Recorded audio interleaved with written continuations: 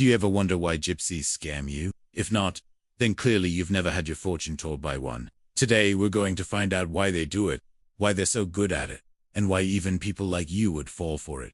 So let's get into it. It is important to note that the word gypsy is indeed a slur. The word comes from anti-Semitic stereotypes, which claim that Jewish people have unfixed destinies. But since everyone here has an unfixed destiny, that doesn't really matter. But it's best that we know why this word is offensive before telling our audiences why they're being scammed. It is true that gypsies are scammers. They lie about who they are, where they're from, and their entire existence in order to trick you. And that is because they are experts of reading body language, experts in deception and manipulation. These are traits that come from years of practice, and they got that practice by belonging to a unique social group. This group is called the Romani or Romanachal people. They are an ethnic group that belongs to the Indo-Aryan peoples of India. They speak a language called Romani, which evolved from a mixture of languages spoken around northern India. But now you might be asking yourself, well, if they came from India, then why are they in my country scamming me? Well, they didn't always come from India. Their original homeland is believed to be northwestern India and southern Pakistan. And it's also believed that they migrated to Iran between the 11th and 13th century. Some say that they were invited by the Sultan of Iran to perform as entertainers, while others claim that they were brought there forcefully as slaves. And though life under the Persians was tough, eventually they were able to gain their freedom and they kept moving west. They traveled through Turkey, Armenia, Georgia, Russia, and Ukraine, until they finally made it to Europe. It's also theorized that they were brought to Europe as slaves as well. But at this point, there is no evidence that can confirm that theory. Once they arrived, they were met with hostility.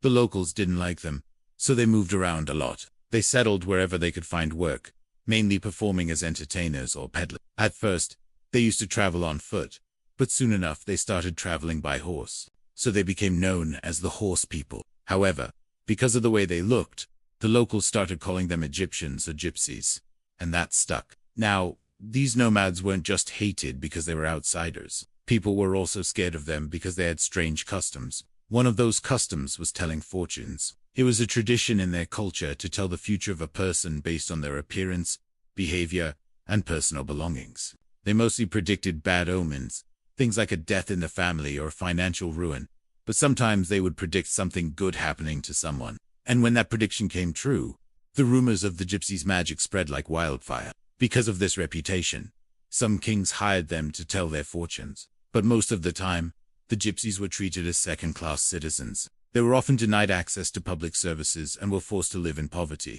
Many European countries began persecuting them. The persecution started small, like having to pay special taxes just for existing. But soon it escalated to being locked up in camps, working as slaves and even killing them. There were times where they were accused of crimes they didn't commit and had to flee. So over time, they learned how to read people and manipulate them to get what they wanted.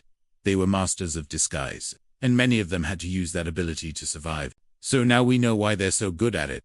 But why would they do such a thing? Why would they lie to you? Or, to put it another way, why would you fall for it? Well, it's simple. The answers are right in front of us. Just look at the stereotypical scammer. What do we see? Someone poor, someone desperate, someone who has nothing to lose. That's the stereotypical Romani. In fact, one of the main reasons they became so skilled at lying is because they had to hide their identity from people. Because if they revealed who they truly were, they would be persecuted. So hiding their identity became second nature to them. And since they were constantly judged for their lifestyle and appearance, they mastered the art of reading people. In a matter of survival, they had to know who to trust and who to stay away from. Otherwise, they would be ripped off themselves. We see this in modern-day gypsies. They want to make money. They see you as a source of income, and they don't care if you believe they have magical powers or not. All they care about is getting as much money from you as possible. It doesn't matter if you think you're supporting an old wives' tale. They know that most people like to think they have control over their lives.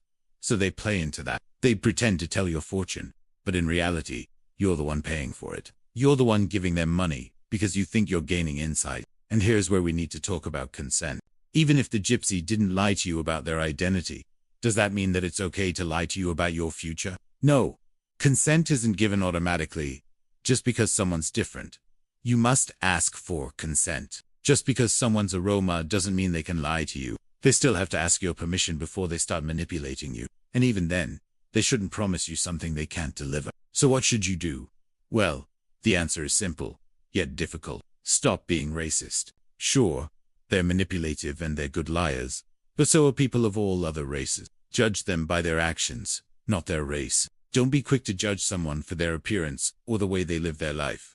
Yes, some gypsies may have lied to you about their identity, but they're just trying to survive. Many of them have been persecuted for centuries, and they've had to learn how to protect themselves. There are many things that make gypsies unique. Their traditions, their lifestyle, their culture, but being good at lying isn't one of them. Sure, there are some good liars among them, just like there are good liars of all races. So next time you meet a gypsy, don't think they're just trying to scam you. Think of them as individuals with their own stories and struggles. But wait, hold on. Are they really gypsies? We know that people from the Romani ethnic group are called gypsies. But are they actually called gypsies? Well, the answer is yes, but also no. It depends on whether or not they want to identify as gypsies.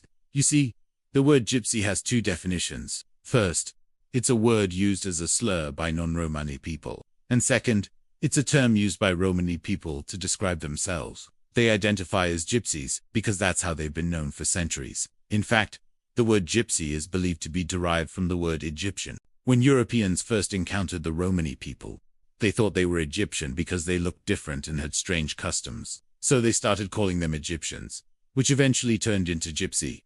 Now, this isn't a problem for most Romani people. They don't mind being called gypsy. However, there are some Romani people who do mind being called gypsy.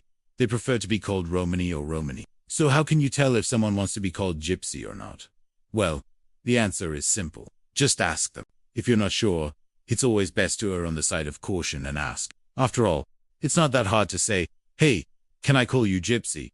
If they say yes, then you're good to go. If they say no, then just call them by their name. It's that easy. I hope that answered the question you've all been wanting to ask, but were too afraid to. Remember, just because someone's a gypsy doesn't mean they're a liar. And just because someone's not a gypsy doesn't mean they can't lie. So don't let stereotypes and misconceptions get in the way of your judgment. Thanks for watching.